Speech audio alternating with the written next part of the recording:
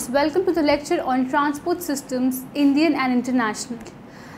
And after this lecture, we will be able to learn the following objectives: explain the air transport, describe the railways, describe the road network, discuss about sea and waterways, inland and outbound.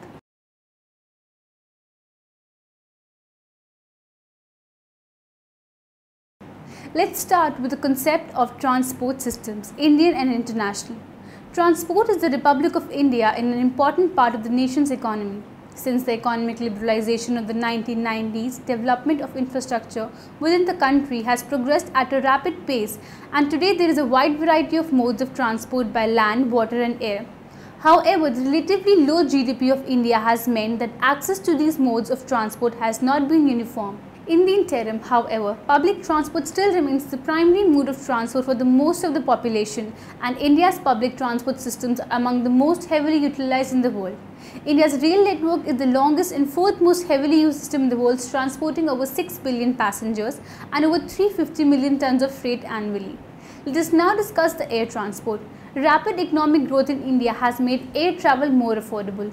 Air India, India's flag carrier, presently operates a fleet of 159 aircraft and plays a major role in connecting India with the rest of the world.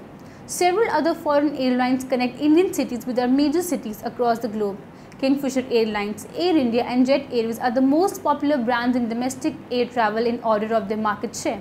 These airlines connect more than 80 cities across India and also operate overseas routes after the liberalization of Indian aviation.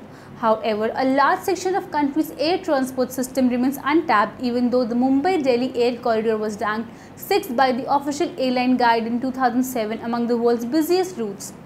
Indian airports handled 96 million passengers and 1.5 million tons of cargo in year 2006 to 2007, an increase of 31.4% for passenger and 10.6% for cargo traffic over previous year.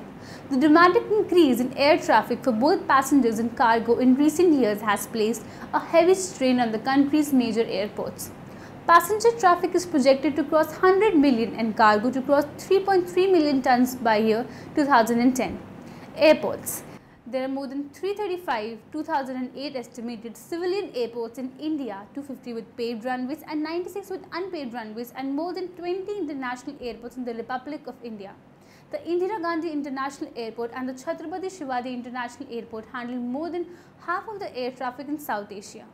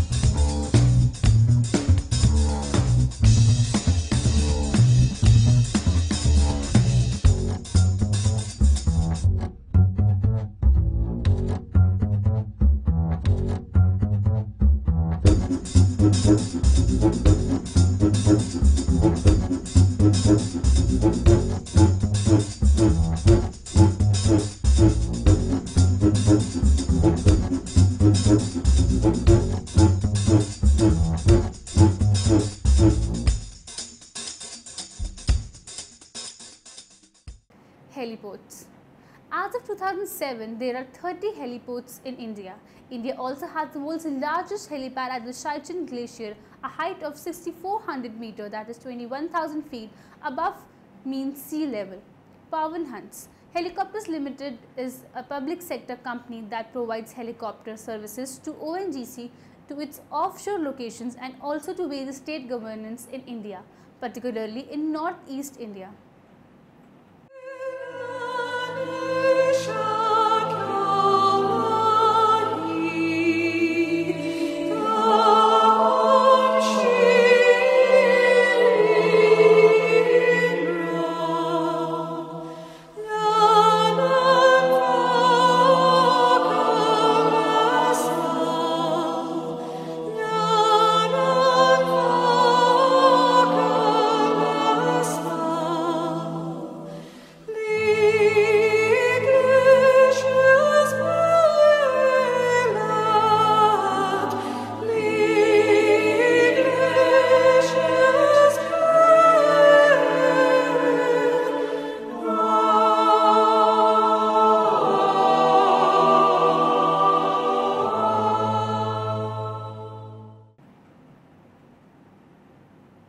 Airline. An airline provides scheduled service with aircraft between airports.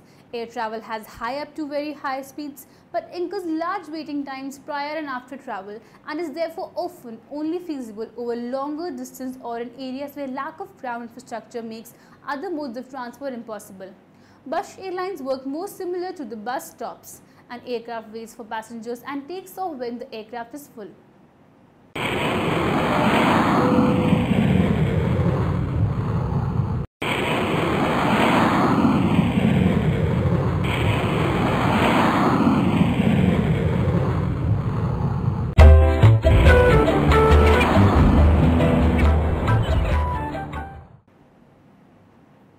Air Transport International LLC. It is an airline based in Little Rock, Arkansas, USA. It operates worldwide cargo and combi charters for the express package industry and freight forwarders as well as for the United States, Department of Defense and the automotive industry. It is also wet leases aircraft. Its main base is Toledo Express Airport. It is a part of the Air Transport Service Group.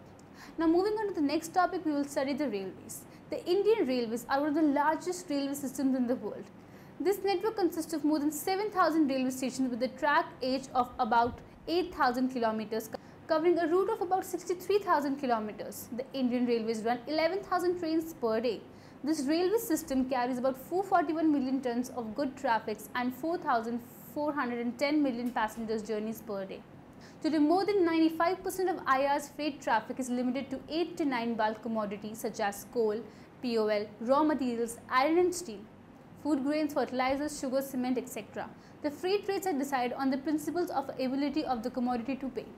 Despite these controls and public obligations, the Indian Railways are running on self-generated revenue and are also making a profit. This is quite credible when compared with the worldwide decline of the railway system. Particularly in the more advanced countries, the railways are also inviting participation of private capital through their bolt own or wagon schemes and the railway bonds. The key operating strategy of the Indian Railways has been to encourage long lead bulk movement in the full train loads called rakes.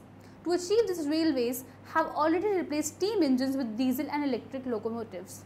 The old types of wagons having vacuum braking, screw coupling, conventional brakings are being replaced with those having pneumatic single or double pipe air brakes, center buffer coupling and roller braking stocks.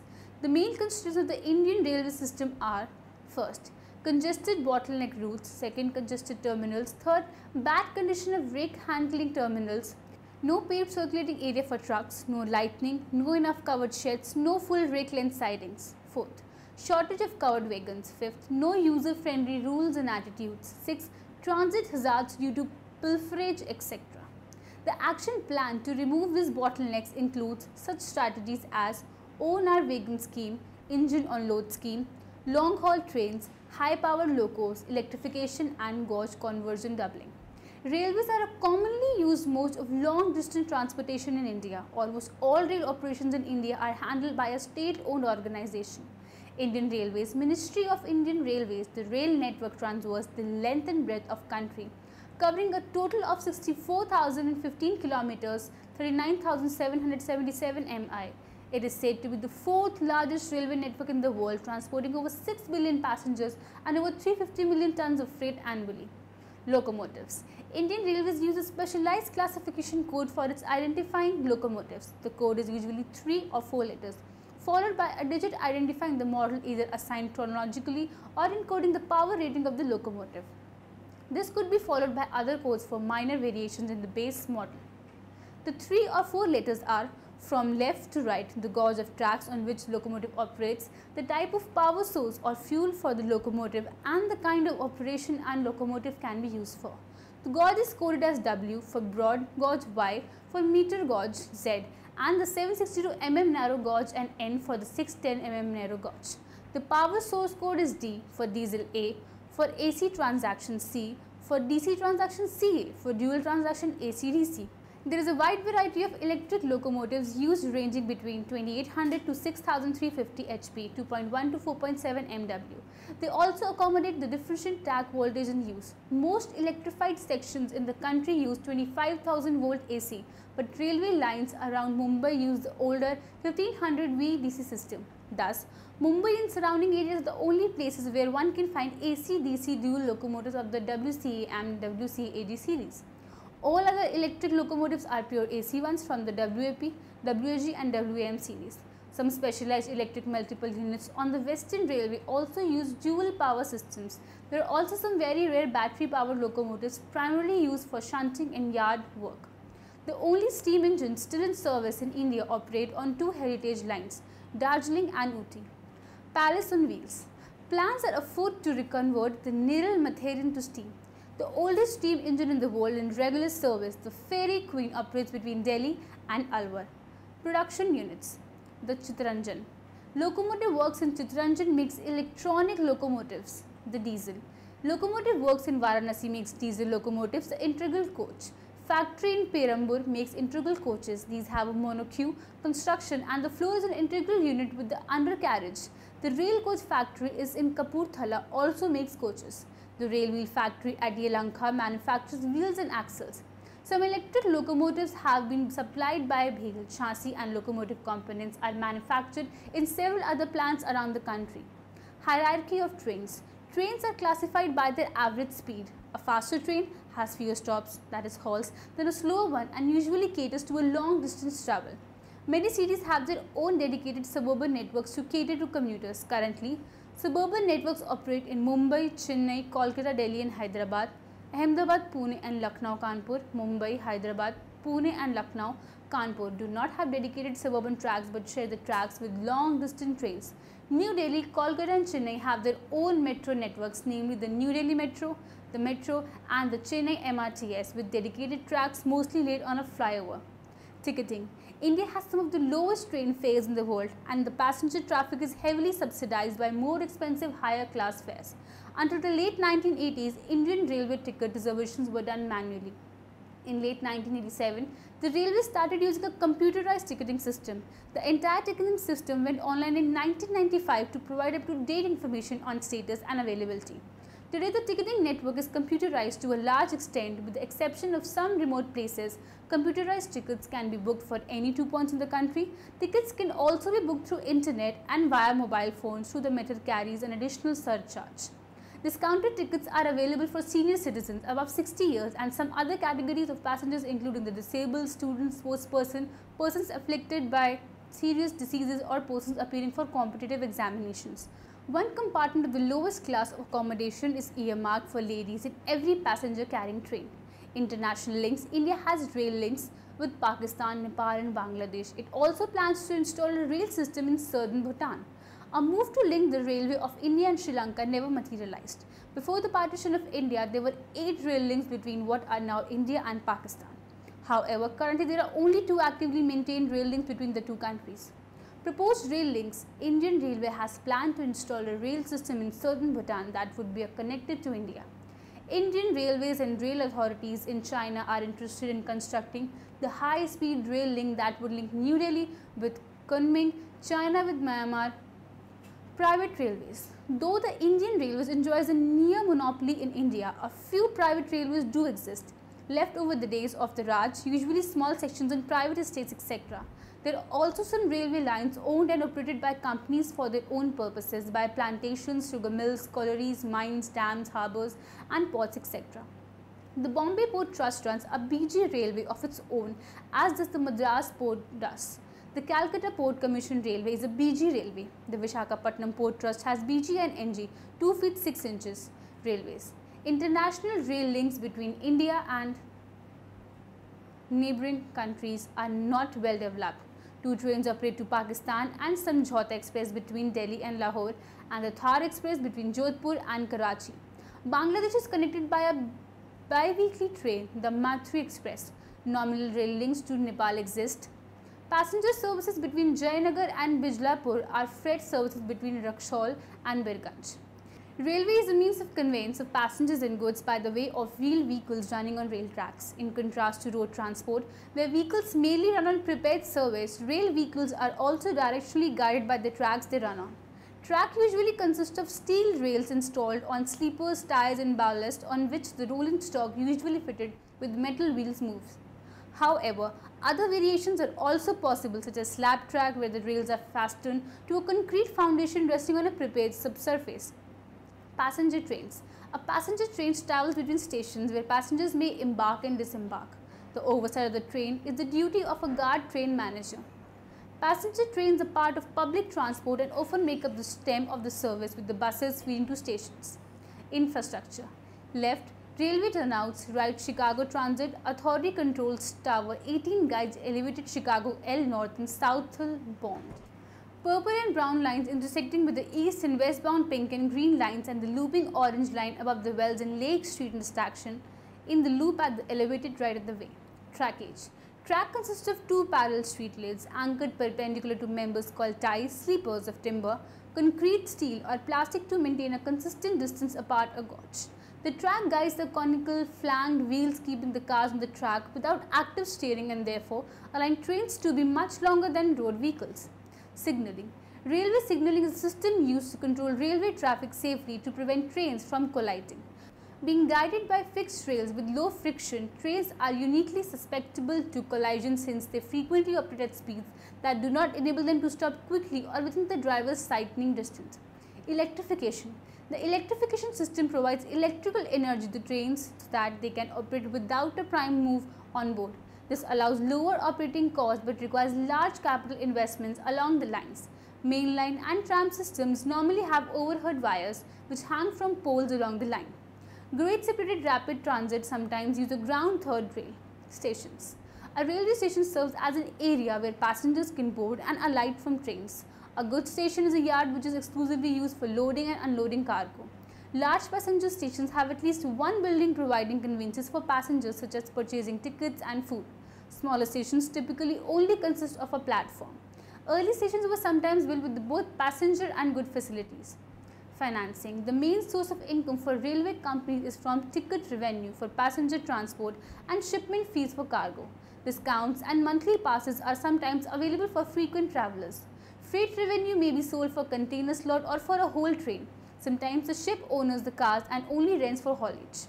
For passenger transport, advertisement income can be significant. Safety. Railway is one of the most safest forms of land travel. Train can travel at very high speed but they are heavy, are unable to deviate from the track and require a great distance to stop. Possible accidents include derailment, jumping the track, a collision with another train or collision with an automobile or other vehicle at level crossings. Let's know the meaning of road network. India has a network of national highways connecting all the major cities and state capitals forming the economic backbone of the country. As of 2005, India has a total of 66,590 kilometers, that is 41,377 mi of national highways, of which 200 kilometers, 124 mi are classified as expressways. Environmental issues and impact. The national capital, New Delhi, has one of the largest CNG-based transport system as a part of the drive to bring down pollution. In spite of its efforts, it remains the largest contributor to the greenhouse gas emissions in the city. The CNG bus manufacturers in India are Ashok Leyland, Tata Motors, Swaraj Mazda and Hindustan Motors.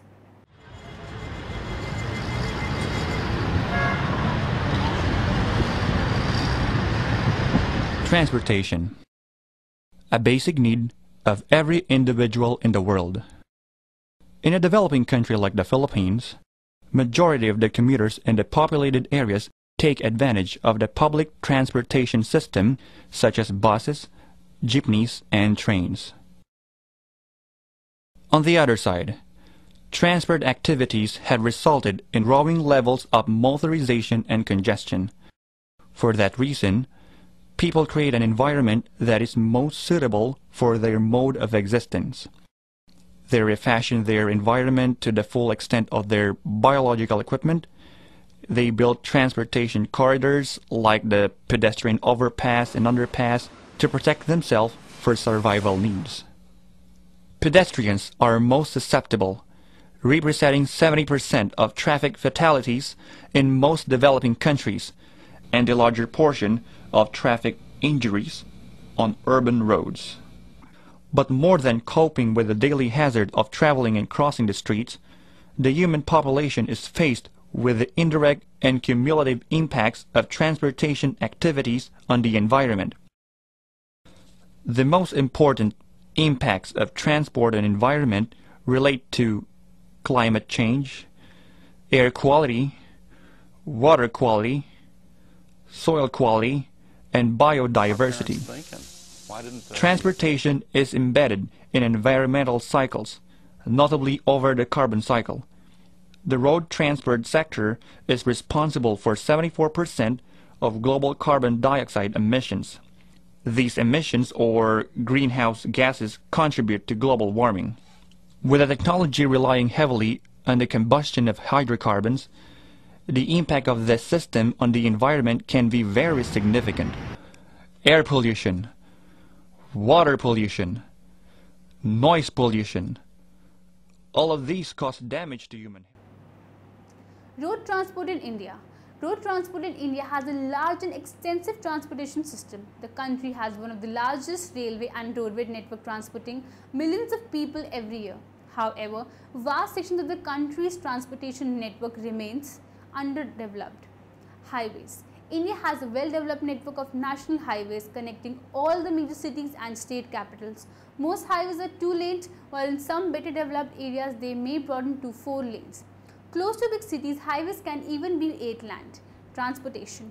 Transport on roads can be roughly grouped into 2 categories: transportation of goods and transportation of people. In many countries, licensing requirements and safety regulations ensure a separation of 2 industries. Modern roads. Today, roadways are principally asphalt or concrete. Both are based on McAdams' concept of stone aggregate in a binder, asphalt cement or Portland cement respectively. Asphalt is known as a flexible pavement, one which slowly will flow under the pounding of traffic. Traffic control. Nearly all roadways are built with devices meant to control traffic. Most notable to the motorist are those meant to communicate directly with the driver. Ship transport is watercraft carrying people, passengers or goods cargo. Sea transport has been the largest carrier of freight throughout recorded history. Although the importance of sea travel for passengers has decreased due to aviation, it is effective for short trips and pleasure cruises. Transport by water is cheaper than transport by air. Merchant shipping. A nation's shipping fleet, merchant navy, merchant marine, merchant fleet consists of the ships operated by civilian crews to transport passengers or cargo. Professionals are merchant seaman, merchant sailor and merchant mariner, or simply seaman, sailor or mariner. The term seaman or sailor may refer to a member of a country's navy. Ships and watercraft. Ships and other watercraft are used for ship transport. Types can be distinguished by population, size or cargo type. Now in the end, let us summarize what we have learned in this lecture. Transport in the Republic of India is an important part of the nation's economy. India has 12 major and 187 minor and intermediate ports along its more than 7,500 km long coastline. The Indian Railways are one of the largest railway systems in the world. India has a network of national highways connecting all the major cities and state capitals, forming the economic backbone of the country. Ship transport can be over any distance by boat, ship, sailboat or barge over oceans and lakes, through canals or along rivers.